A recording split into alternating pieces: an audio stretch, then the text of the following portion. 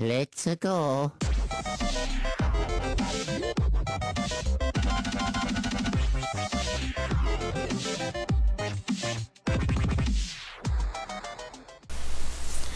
Hey guys, what's going on? It's me, the Ninja Reviewer here, and I'm finally back to do a video. Well, actually, yeah, sort of. After the awesomeness that I did way before the whole Nintendo Direct thing, Cloud being in Smash, which was pretty fucking cool, but now, hey, anyways. I'll do this one video because someone wants me to get Skype now, so alright, just one and that's it. Alright, so really quick, the review I'm going to do for you guys today is My Little Pony Friendship is Magic, Season 5, Episode 23. The Hopefields is what the freaking dude calls them, Hopefields, and the McCult. So this episode concludes the map arc. So the map arc is finally done, just getting out of the way. We're finally done. All the main 6 have gone their journey of the map. Will it lead up to something during the finale? Because we know the keys led to something of what was in the box in the Season 4 finale. The big question is, will the map, all this journey, will this be tied in together with the finale that's going to be coming up in 2 weeks? Is there going to be something big that's going to happen? Because we all know that happened last season, so it could be the same for this season, maybe, but who knows. Anyways, this week's episode was actually very simple, but it was actually pretty good. This episode starts off where Fluttershy is having some weird book club meeting with the animals, and she doesn't even pay attention at first. Like, I think someone left the light on. Then she noticed that her flank was glowing. It's like, it's me. It's like, oh shit, yeah, yeah, guys, I gotta go. So, talk to you guys, we'll discuss this little meeting later. So then we finally find out Twilight is kind of overdoing it with the whole fucking preparing herself thing. She's got, like, fucking books everywhere. She's got, like, a lot of luggage. She's got, like, snacks. And I like the little running gag she had when she packed all the stuff, where it's like, we got snacks, books, some extra blankets, books, and she's like, you said book twice. And she goes like, yeah, I know. It's like, oh my god. I mean, of course, she's the princess of not friendships, but more than princess of books.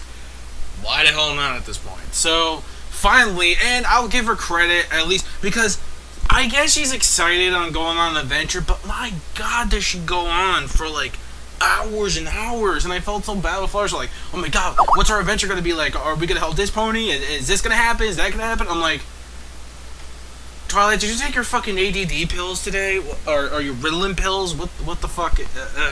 I mean, I get it. She wants to go on an adventure. She doesn't want to just sit on her ass and reading books and doing shit. She wants to go out there and do something. And there you go. Just be glad you're fucking doing something.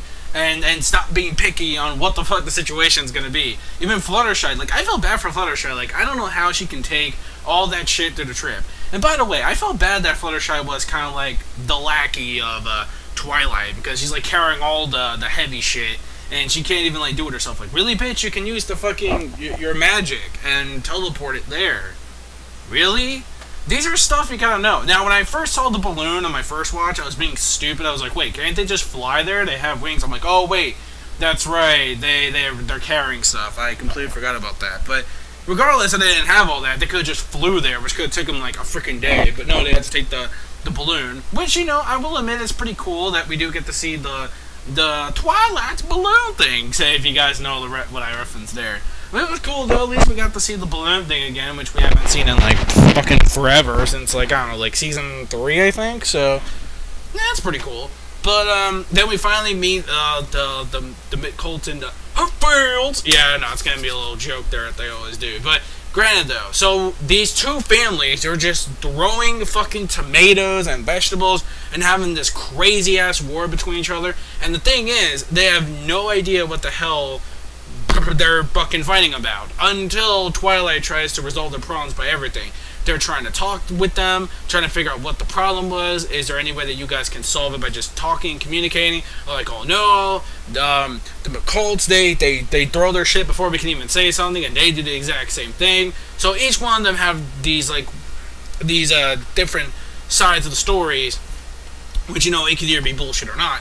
So then anyways, we see, so Twilight's really struggling to figure out, like, all these plans, all these books, all these plans of all the books of the pages she had to help them solve the problem, but none of them was working until Fluttershy actually, because, like, while they were just, like, moping around. And by the way, what I really liked about this episode, which was really cool, like, I like the whole war between the two families, which are pretty cool, because both of them, you know, they're these simple little hillbilly farm folk, but they're really cool. Like, I like that one dude who fucking, like, yelled where he says, like, our horrible neighbors. It was like the fucking, like, the yell itself just, like, fucking destroyed their entire house. And the whole fields, they suck at building stuff, and when it comes to the McCults, they suck at farming. So it's like, it's kind of funny how these two have these weird differences that each one of them sucks at, and which one is the better builder or the better farmer. So that's the also reason why they were pretty much fighting, because Fluttershy found that at the very end, by doing some research, well, not doing research, but finally, for once, not books, Twilight. You don't need books to solve your problems most of the time. Fluttershy finally found some of the animal friends, and she can actually understand the animals. Like, can she really understand the animals, though? It's kind of weird. I kind of thought that Fluttershy didn't really understand the animals. I thought they just, like, lead their ways by themselves with their own language. That's kind of weird, but was she able to do that? I don't remember she was able to understand animals. I mean, I know they kind of understand her, but whatever. I'm not going to really argue about it too much. So anyways, the little squirrels and the animals finally give a little info on what actually happened. By the way, it was really cool how, like, Twilight mentioned that while she was freezing the actual ponies with that freeze spell she did, you know, that spell she did back in season 4 at the beginning with Castlemania episode where she, like, froze the main 6, she said, like, a little important hint that it says it takes more of her energy by freezing an army of ponies compared to just, like, handling like just the main 6, which was actually pretty funny. So we see that, and by the way, I had to pull up the whole Zelda joke, like she did, like she just pulled a fucking Dio, just froze time and everyone in the ponies. That shit was, no, actually, I think that's pretty much Starlight's job. So then finally at the end they explained that each one of them had their own things when it comes to, like, farming and building stuff.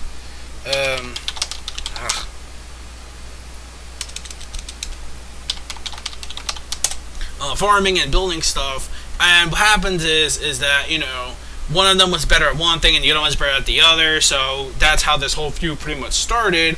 And then ever since then, this whole war between the two started, and then the entire, because it used to be a beautiful landscape, the Smoky Mountains, until the fights actually occurred. So, oh my god, Skype. I should have. Seffi says for you just to pick up or something, I don't know. Anyway, so we find out at the very end of the episode is where they finally stop their whole little feud of fighting. So then what happens is that they finally make up.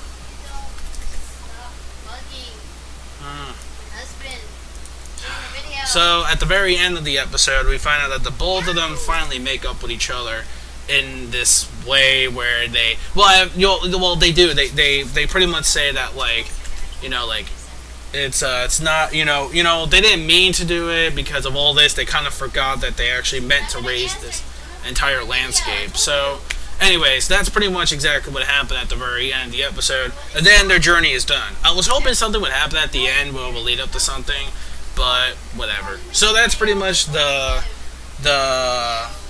Hope World. Sorry, I hate saying that. And the McCults. This episode was pretty good. I really enjoyed it. There was a bunch of comedy stuff that I really liked in the episode. I liked, yeah, the comedy stuff is pretty good. I liked the two families. Each one of them had their own differences, which made it funny, but also kind of sad that at least finally Fluttershy. I like the character development between Fluttershy and Twilight, how both of them actually work together as one unit to actually solve the problem, which was, well, mainly was a bit more of Fluttershy, but regardless, though, it was still a pretty good episode. I enjoyed it. There were a lot of great moments, a lot of funny ones. I kind of felt bad for Twilight, but either of those doesn't matter because you don't need books to solve your problems every time. I guess the only problems I just have with the episode was just Twilight kind of thinking that all these things, all these coming prepared would kind of make you kind of solve the problem, which it really doesn't. But regardless, though, I just thought it was a pretty great episode. I I definitely think it was better than last week's episode, I would say. And out of the map episodes, it was definitely one of my favorites next to the Griffin Empire one, which was actually pretty good. I didn't really like Maid in Manhattan that much. I thought it was kind of, meh. I didn't really care for that one, but this one was actually pretty good. Now, when it comes to story-wise, pacing, and everything else, I kind of had no problem with this episode. I thought it was actually pretty entertaining. I liked the jokes. I liked the interactions between the two characters only. So, yeah, I thought it was actually a really, really great, funny episode. Definitely the two working together was really fine. And I found no problems with the episode whatsoever. So, the landscape of the fields and everything were just nice, too. So, overall, yeah, I really did enjoy the episode a lot. I'm going to give this episode a 5 out of 5. Definitely another top favorite of Season 5 of mine. Definitely a top favorite one. Really like this episode a lot. Definitely can't wait for episode next week as we go on to the, it's supposed to be that Broadway singer chick, I think it's supposed to be. The one that everyone's hyping about. That singer, that pop singer that's supposed to be in the next episode, which is the one that was in the San Diego Comic-Con, which is, I think it's called The Main Attraction, I think the episode is called. So that's next week's episode. So I think a lot of people are excited to see not only the visuals, but to hear the song in better quality compared to the animatic we saw in Comic-Con. So that's going to be cool. I definitely can't wait for that. And then, of course, right after that, we got the big show, the ultimate hype. We got the finale coming up right after that. So lots of hype coming up. We got next week, and then the following Saturday, we have the two finale episodes. So get hyped, guys. We're finally at the end game, but also get some tissues, because we're going to be crying for no new episodes for at least, we don't know when in 2016, but that's when we know the season's coming up. I heard from John Delancey when they tweeted that it was supposed to be by a year's time. I'm hoping not a year's time after the season's done, because